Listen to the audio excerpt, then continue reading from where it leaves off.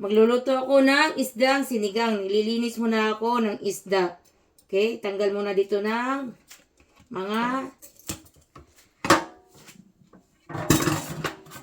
tinik at saka ito, naglilinis. Yan muna kasi magsinigang ako. Kasi magpaksiw sana ako, kaso yung mga anak ko, hindi naman nakain ng paksiw. Kaya magsigang na lang ako. I'll clean it, the fish. Ayan, nililinisan ko, tatanggalan ko. Bigay lang to sa amin. Binigay to sa amin, fresh to fresh. Galing sa dagat mismo. Nililinis ko na.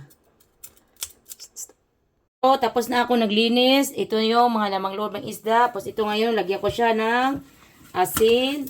Yan, hugasan ko na rin siya. Huwag kayo maghugas ng hot water. Kailangan cold para hindi maluto yung isda niyo.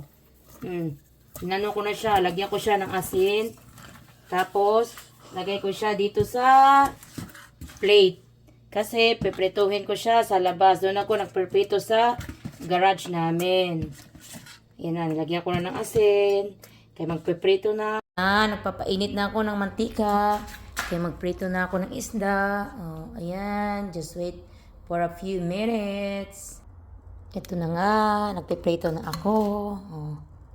Ayan. Okay.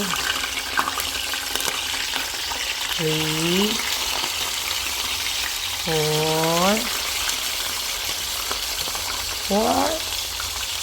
4 lang para sigurado maluto. Mamaya na naman yung iba. Ito yung ano mamaya. Ito yung isa naman. Mamaya hintayin nyo lang how many minutes para maluto. Pagkita ko sa inyo. Thank you guys for watching me. Ito pala, nakalimutan ko kanina ipakita sa inyo na nagpakulo na ako ng tubig. Saka may sibuyas at luya. Kumulo na yung tubig na may sibuyas at luya. Kaya yung pinirito ko, ilalagay ko na rin. Tapos, lalagyan ko na siya ng tamarind sinigang mix. Ano ko lahat kasi hindi masyadong maasim pag kulang. Kailangan ilagay mo na yung sinigang powder bago ka maglagay ng vegetables. Ito nga ay nilalagay ko na itong mga vegetables. Hindi ako maglalagay ng maraming vegetables kasi kami lang ng anak ko.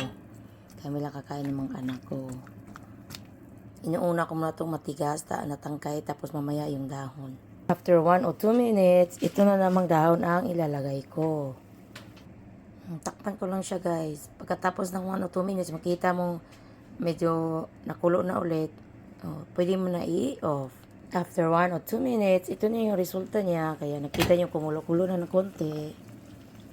Pwede na siyang i-off. Huwag nyo i-mix-mix. Ganyan lang siya.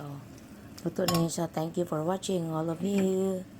Please support my videos and subscribe and follow me. Thank you to all of you. For the Jean, good morning. Thank you to all of you. See you guys.